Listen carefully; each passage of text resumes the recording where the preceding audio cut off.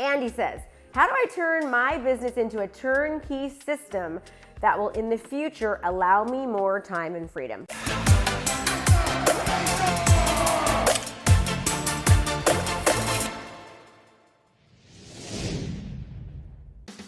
Are you wanting a kickstart on your business and you want to learn how to be the go-to professional in your industry? Well, guess what? I've got a challenge for you. It's 5 days of coaching. It's brand new. Just go to KristaMashore.com/client conversion. That's KristaMashore.com/client conversion. And you'll get a training with me for 5 straight days that's going to help kickstart you as the go-to professional in your industry. So sign up and I'll see you there. I love that question. So many people get into their profession because they want more freedom and time, just to find out that their business absolutely owns them. They're working around the clock, weekends, nights, and they don't have any freedom, flexibility, or time at all.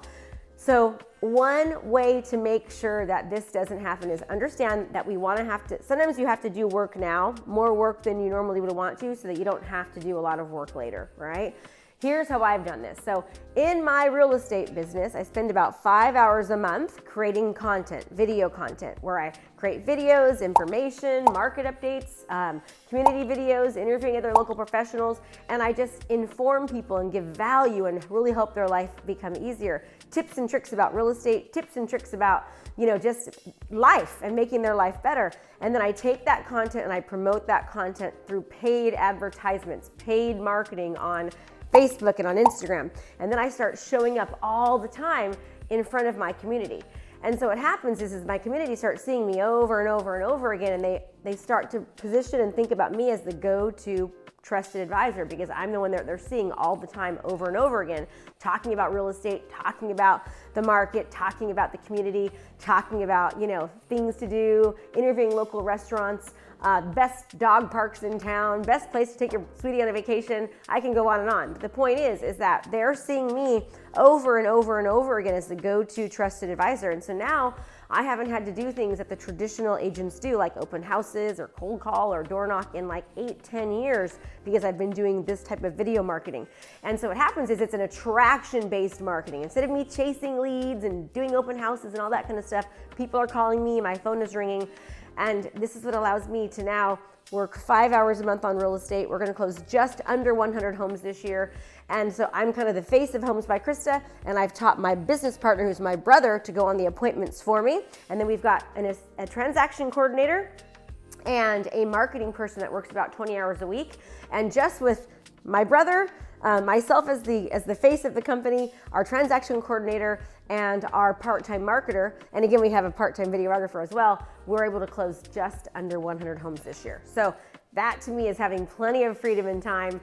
And that's kind of the way that I've done it, is by creating content, making sure I properly expose it, getting it in front of the masses in my community so they see me as the go-to trusted advisor and authority, and then setting up systems and processes so I can literally take myself out of the business and train my partner, who's my brother, to then kind of go in and look and be me, right? And then my systems and processes are overseeing everything. So that's when you have workflows and action plans and that kind of thing in place within your business.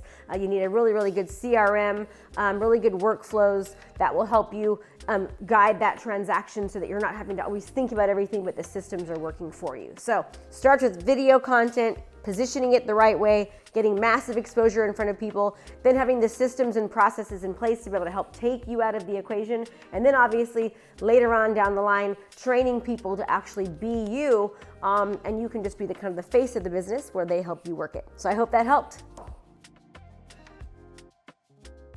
Hi everyone, Krista Mashore here with Questions with Krista. These are real life questions from real life people just like you. This one is from Sarah, and she says, with everything going on, I've lost my way with my daily routine. How have you kept your focus and your energy during these crazy times? Okay, Sarah, that is a great question, and we get it from a lot of people. Let me start by saying this. The more that you can keep your routine, the more normal you're going to feel. So many people right now are sleeping in, they're not getting ready, they're not doing their hair. So what I've tried to do is just pretend like business as usual. I still set my alarm for 5 o'clock. I get up, I go to the gym, which is my garage, or to the park, and I go running, and then I come home and I shower and I get ready. I don't give myself any excuses as far as not to get ready and not to go to work, because I know that the more I get out of my routine, the more time I'm losing to succeed, especially if you are in real estate. What do they say? When you take a week off, it's like taking a month off. Well, I believe that. So what you want to try to do is set your alarm the time you normally used to, right? Go get up and go to the gym, drink your coffee, do your daily affirmations, your daily routine, show your gratitude, and then take a shower, get dressed. Even if it's just from here up, get dressed. Why? Because that's going to make sure that you don't stop doing the things that you need to do to propel your business forward.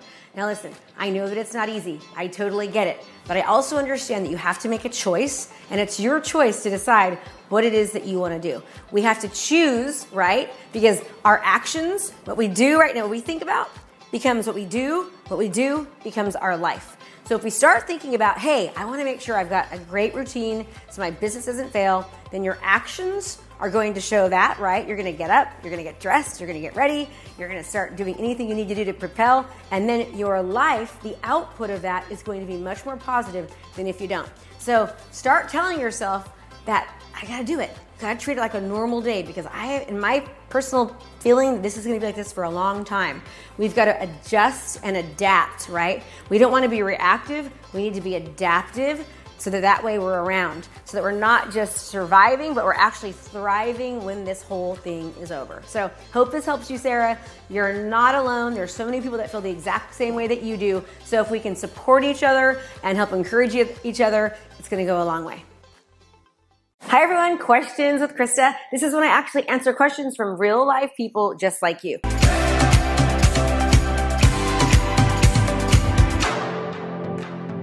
The first question is from Mary M. I don't know if they ever give their last names. I'd like to know. But anyways, hey Krista, I've been using ClickFunnels for a few months, but still don't have the hang of it.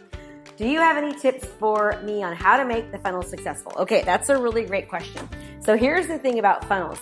You can have a great funnel, but if you don't know how to drive traffic to the funnel, then the funnel won't work. And you can have a great ad, but if you don't have a great funnel, there's a problem. So with funnels, number one, you need to make sure that you're actually driving traffic, the right traffic to it. Okay, so my first question to you would be, Mary, how much traffic do you have going to your funnel, right? When you're driving traffic to your funnel, what is your objective? What's the outcome that you want, and why are you bringing them there? When you answer all those questions, it's going to help you be able to really know what the funnel should have in it. And then also, it's also going to help you understand where your traffic is coming from as well. Does that make sense? It's not just about the funnel. It's about the traffic. It's about the ad that's driving the traffic to the funnel. And then it's about the actual funnel itself and how you want the funnel to perform. So what I would say is that make sure that you're doing testing on your ad. Make sure you're testing on your funnels as well. There's also different objectives that you're going to be using on your ads through Facebook or wherever you're driving the traffic to. And depending on that objective that you're going to choose, let's say in Facebook, then it's going to determine on what the outcome is going to be in the funnel. So there's just so many different things to actually consider with the funnel. I would also be testing, if I were you, okay, when they land on the funnel, what's my conversion rate? Maybe it's really good, right? You're converting, but maybe when they go to the next page of the funnel, they're not converting so well, or they're not taking that next step or that next action. So what you want to make sure that you're doing is that you're testing all the different actions and the places that they're going. It might mean that you need to change the colors or the call to action or the copy or the picture. All those things have a lot to do with it. So another thing that really is very helpful to understand is, what was your strategy to get them there in the first place, right? So in other words, the more that your content speaks to the language of the consumer. What do I mean that? I'll give you an example, kind of embarrassing, but I'm 49 years old. I'm starting to go through menopause, right? And so I get hot flashes and they totally stink. So I get hot flashes. And so if I see something on Facebook that talks about hot flashes, I'm going to go click on that and go down somebody's funnel to figure out what I can buy or do to actually not get hot flashes anymore. But if I saw something that talked about, how to not lose hair when you're an 80-year-old man, I wouldn't click on that because I have extensions and I don't need hair and I'm not 80. Does that make sense? So you need to make sure that your messaging is matching your funnel and that where you're targeting and who you're going after to make sure that they hear that messaging is is what good as well. So it might not be your funnel. It might be the messaging, your targeting, the audience you're going after. There's so many different aspects of it. So it just takes time to learn. It takes a lot of practice, a lot of testing, a lot of changing, a lot of A, B, C, D, E, F, tweaks and that kind of thing. So I hope that answered your question. It's kind of broad, I know. And honestly, it's almost impossible for me to tell you what's wrong with your funnel or why it's not working until I kind of see all the different things that we talked about. But keep those things in mind, check them out, and hopefully that will help you. Thanks so much, Mary. Hey there, I have a brand new podcast called Fired Up with Krista Mashore, where I bring my high energy right to your ears. This podcast is available on all your favorite podcast platforms. So do me a favor, go subscribe and leave a review. All this information is free and I cannot wait to teach you everything I know. Thanks so much for watching my video. You can learn more about how to be a successful real estate professional by watching other videos that I have. And be sure to subscribe to my channel. And as always, make it a great home selling and buying day.